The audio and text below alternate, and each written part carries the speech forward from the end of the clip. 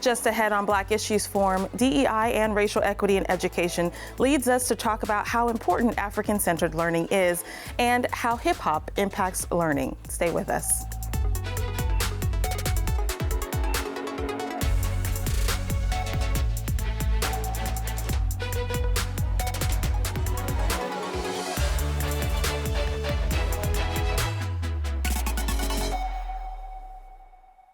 Welcome to Black Issues Forum. I am Kenia Thompson. DEI has been a buzz term for many years now, and as we watch our society emerge into a space where companies and organizations are held accountable for their actions, many really challenge claims of diversity and inclusion, requiring those that wear the badge to do more than just check the box. But where do we stand with this effort when it comes to our educational experiences? To help answer that question, we welcome to the show Dr. Noni Davis, founder and director of Sya Academy, Leonardo Williams, Durham City Council member of Ward 3, and Stephanie Reed, founder, director of Aspire to Hire and Personal and Professional Development, Inc. Welcome to the show. Stephanie, I want to start off with you. In terms of education, what does diversity look like? In education, I think that diversity really requires two things: support and care, and giving knowledge to the students in the classroom as well as outside of the classroom. But in my experience, I've also learned that diversity, equity, and inclusion work in education also means caring for colleagues, ensuring that policies that are written are equitable, ensuring that our hiring practices are also equitable, particularly for racial equity, but also other forms of diversity. So there's a lot of management of the diversity that education already has that makes up the work of DEI in education. Mm-hmm. And Dr. Noni, when we talk about stereotypes and misconceptions in the classroom, I know that I've had the experience of my students or my kids going through mislabeling. What do those opportunities look like for acceptance in the classroom when we talk about DEI and inclusion?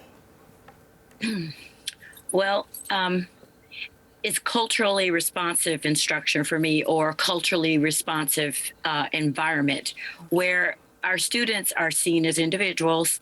There's an acknowledgement of that there are cultural differences in approaches to learning, differences in expectations, and but there is a broad range. You've got multiple learning styles, and unfortunately, in the classroom, a lot of these, we are taught these in advanced education. You get, in your master's degree programs, in your, your doctoral programs, but the actual implementation of these concepts is lacking in the classroom. So I believe that teachers need to be more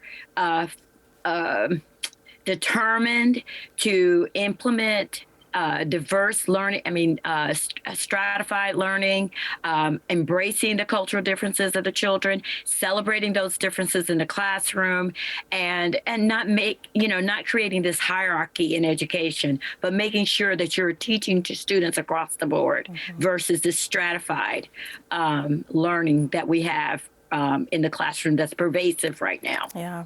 And Leonardo, I know that you are currently a council member, but in your past life, you were a principal, correct? And I know that there are responsibilities that teachers have to uphold racial equity in the classroom. How did you make sure that that was something that happened throughout the board at the school that you were a principal? Well, good morning, Kenia. Thank you for having us. Dr. Noni hit it right on the head. Differentiated teaching and learning, being culturally responsive. That is, it can't be just a commodity. It can't just be a thing. It has to be a culture in which we live. It has to be a culture in which we actually instruct, and that is the most sensitive part, transaction that happens in the building, that transaction between teaching and learning, educator and educatee, student.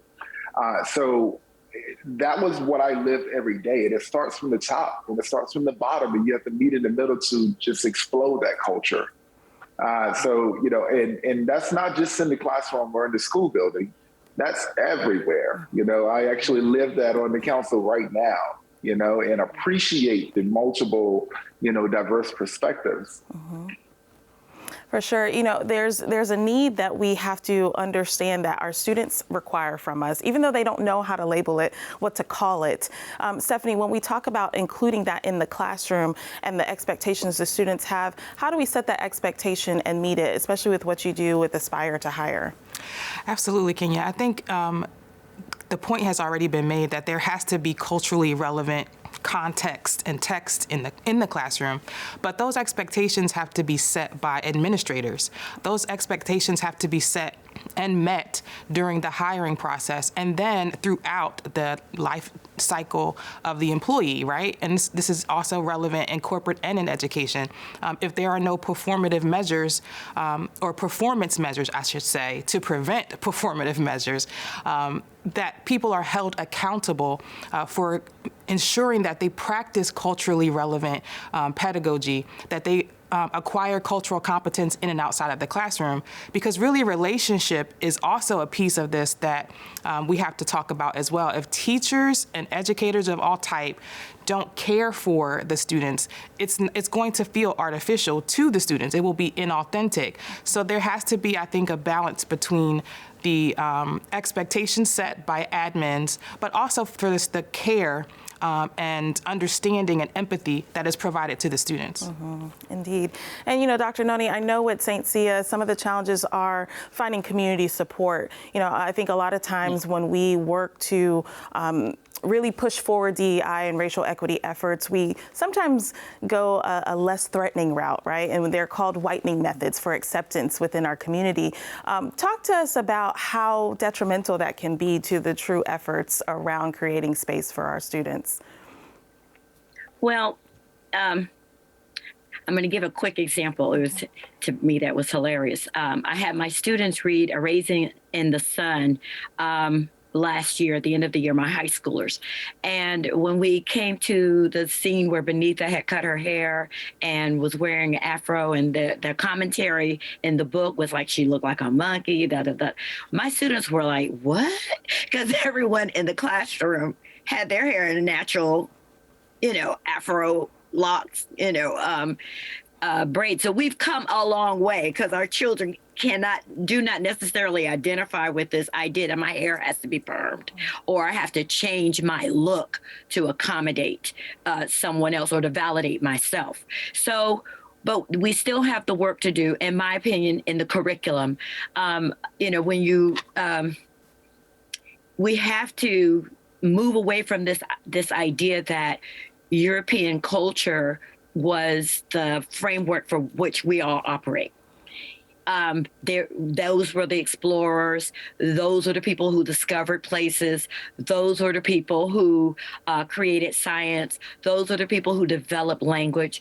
Those are the people, we just have to get away from that. And that's how you, and then make sure I have made it my life purpose to study and to show myself approved, which is the name of the Sya Academy, right? Study to show yourself approved. So my children know African explorers.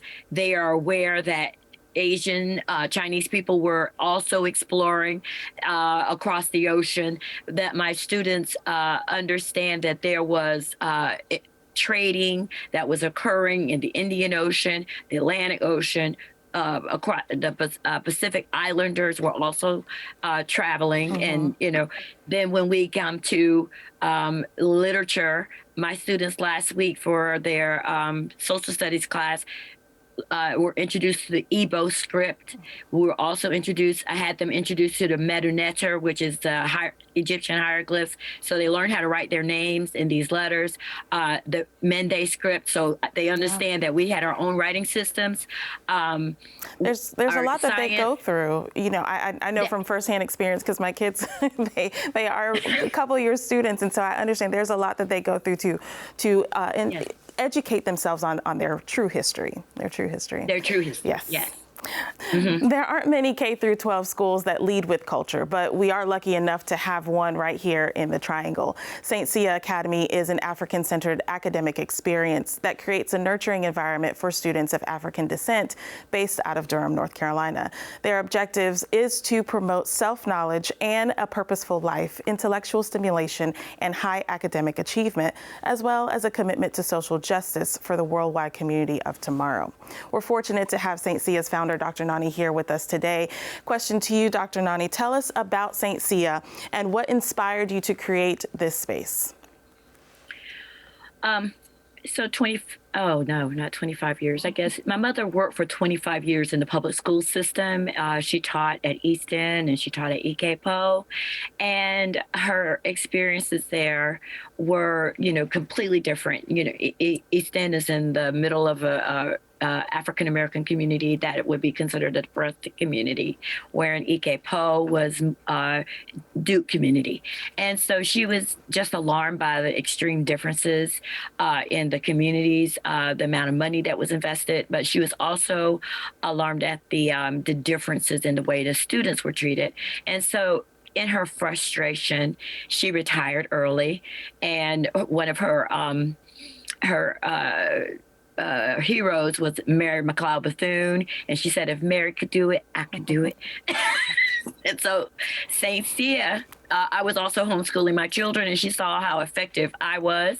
And so she said, you know what, let's combine our skill, our talents here, our resources, and our gifts here, and create this space.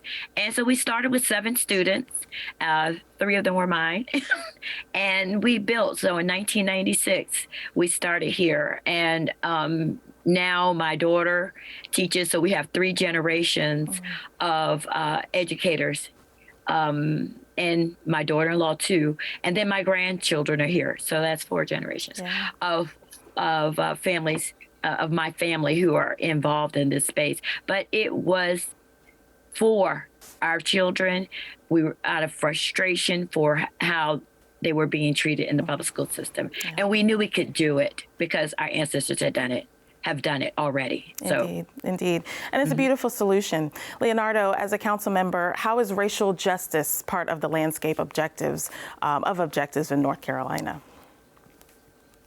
Yeah, so that's a very deep question because we live the result of it every single day.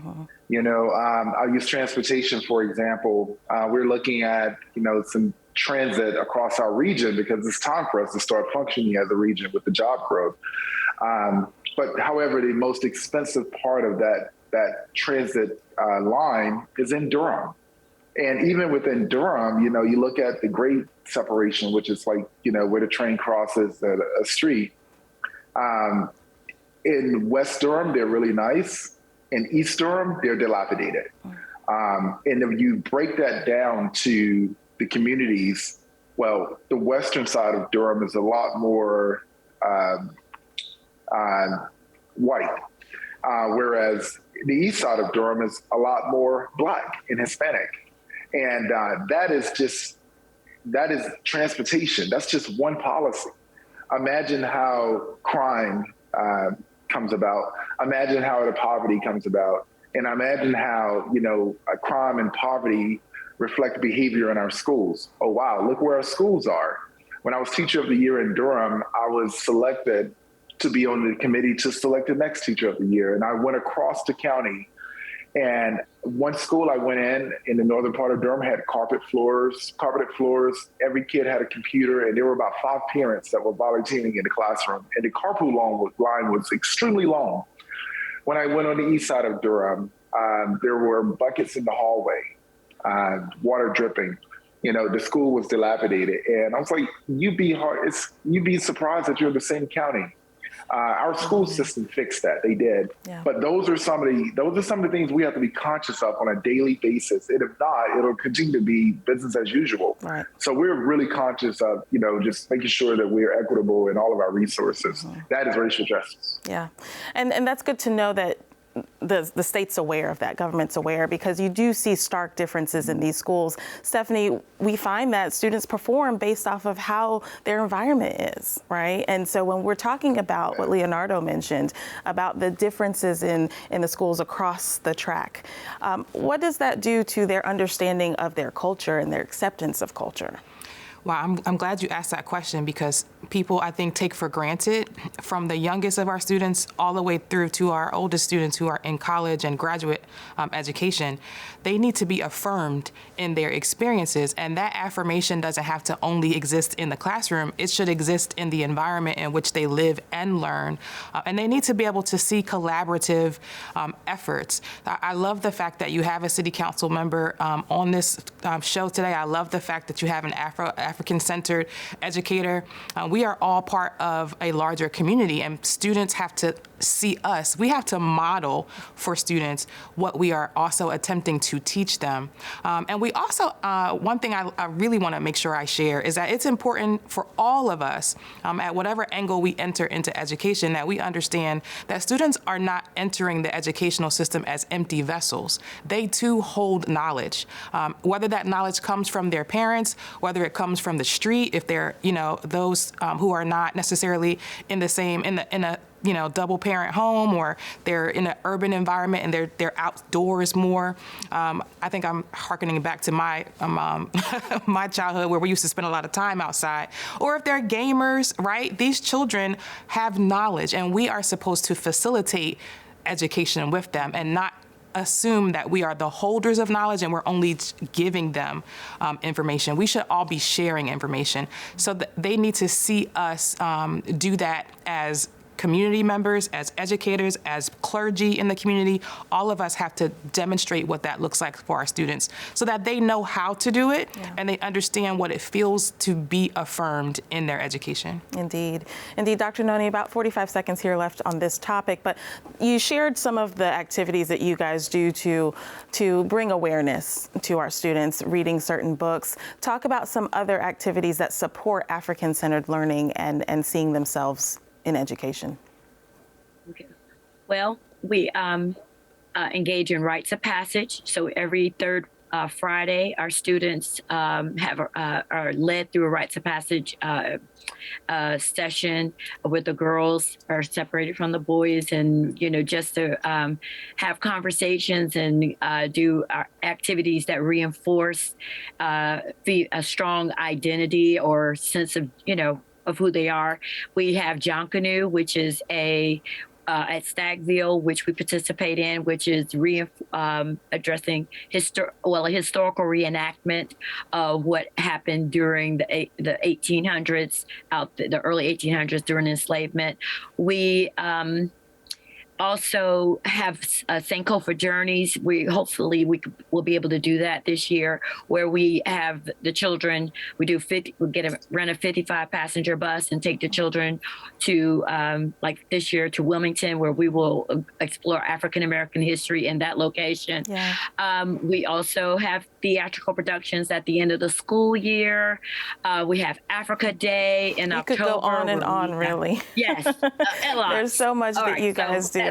Yeah, no, there's so much. And I wish we had more time to talk about all the activities, but there's so much that you guys do. And I know that music is a big part of that. And when we talk about hip hop pedagogy, it really is a thing. Research has found that hip hop has the potential to connect students to important subjects they might otherwise dismiss. It's an innovative approach, but ends up providing another method of connection for students. Stephanie, at Aspire to Higher, you guys have done a really good job with incorporating music, hip hop in particular, with academics. Tell us, what does that do for students? I think it does wonders for students, but more importantly, I think what it does is provide exposure. And when we talk about hip hop in affirming ways, as opposed to talking about hip hop on the margins of society, like it's not part of American culture, we are affirming that hip hop provides things to our students. It's not something that's taking from them. So hip hop in and of itself is a culture. So if we approach it as a form of study, like an anthropologist would, would, we could break it down to students in that way. At Aspire to Higher, for instance, we host a monthly podcast called Hip Hop is Higher Ed, because I find that hip hop doesn't act as a vehicle for education. Hip hop is education. In hip hop music, artists are providing stories, talking about experiences, and they are giving knowledge to others. But it also provides a form of self-empowerment. I talk to students all the time about how they identify as hip hop heads. I also try to expose people, not just students, but everyone, through my podcasting and through community programs like a hip hop symposium I've been planning, that hip hop is also now a form of a way that people make a living. So it is a career, and there is professionalism, scholarship, and brilliance in hip hop. So I think hip hop plays a major role in the formative years of our students, but also as they become young adults as well. Indeed. And music is therapy, right? And when we talk about how our ancestors used to gather and play music, that was a form of communication and therapy. Leonardo, I know that you were a former band director. You know, you are a man of many hats, apparently. I used to play in the band. I used to be in orchestra, and I know the value in musical education. What are your thoughts on the impact that hip hop can have on Black students' education? You know, I shout out to NCCU for formalizing hip hop as an actual class and, a context worth studying with Ninth Wonder. We have to meet our students where they are. And if I'm being at all honest, I know education. I do know education very well. Our education curriculum in our schools, the way we do school is outdated to the growth in current day intellectual status of our students. So we have to start there. We have to start with recognizing that. And, as I used to tell my students, Jay-Z said, go further, go farther. Is that not why we're here? If not, then go harder. We have to be diligent, as educators. And our students have a lot to offer us because hip hop is just simply poetry explaining the livelihood and experiences on a daily basis that our kids go through. And they're going through a lot on a daily basis. And we should be able to listen to that, formalize that into an instruction. Indeed, we could have a whole show on hip hop's impact on culture for Absolutely. sure. For sure. Dr. Noni, I know that my kids personally, they enjoy the musical component at St. Sya so much. It's probably what I hear about the most. Tell us about the meaning behind learning African music and rhythms, and what did this music mean to our ancestors? Well, we know that, as you stated earlier, that they used it for communication purposes. They use it as celebration. They used it to remember and to mourn the losses. They used it to welcome people. The songs that we teach during the Jankanu are African songs that with the Yoruba songs, traditional songs that you can see the connection between the hip hop and the jazz and just the creative genius of African people, the creative genius. I took drumming, and that's when I realized the swing of the music with when we're all sitting together playing the dunduns and the djembes together. So it just moves you. And we meditate in the morning to all sorts of genres of music with the students. But hip hop is just an extension of our jazz, of our blues, of our rhythm, of our ragtime, of slave songs, and then the rhythms of Africa. It's just the newest, the latest thing that we have going on. Unfortunately, I don't know about some of the stuff that we have right now, but we know that this is our most recent genre. A genre of exceptional creativity. And so here we play play the African drums, but the children are create their own rhythms as well. Indeed. As we go through our meditation in the morning, our Harambe. Yeah, and it's a beautiful thing to hear. Stephanie, I think part of our responsibility is also changing the narrative around what others interpret our music to be, right? And so talk to us about how you help with that effort. Absolutely. I have taken it upon myself, don't ask me why, but to use that as a mission in my work. I find that people tend to disregard hip hop culturally, musically, even scientifically. In order to produce some of the music, you must be a sound engineer. And in order to be a sound engineer, you must be at the base an engineer. So there is a lot of value that hip hop provides. Are we challenged by some of what we see being propped up in the media around hip hop? Yes. But that is why I then think that with Aspire to Higher, I try to create the spaces like hip hop symposiums. A symposium was originally, to my knowledge, held as a conference, a professional conference that people would hold, like doctors and scientists, to talk about the work that they're doing, the research. We can do the same thing within hip hop.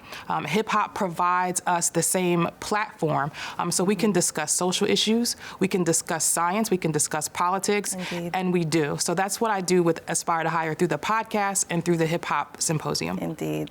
And thank you all for your work so much. Stephanie Reed, Dr. Noni Davis, and Leonardo Williams, thank you for being with us today. Thank you for having us. I want to thank today's guests for joining us. We invite you to engage with us on Twitter or Instagram using the hashtag Black Issues Forum.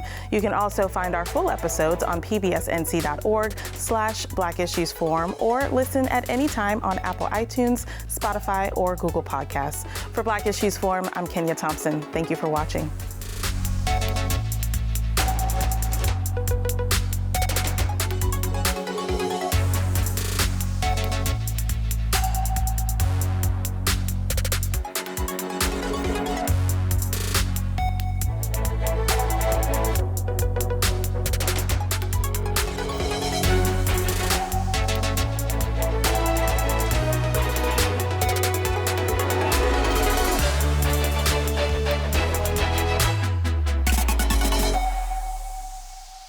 Quality public television is made possible through the financial contributions of viewers like you, who invite you to join them in supporting PBS NC.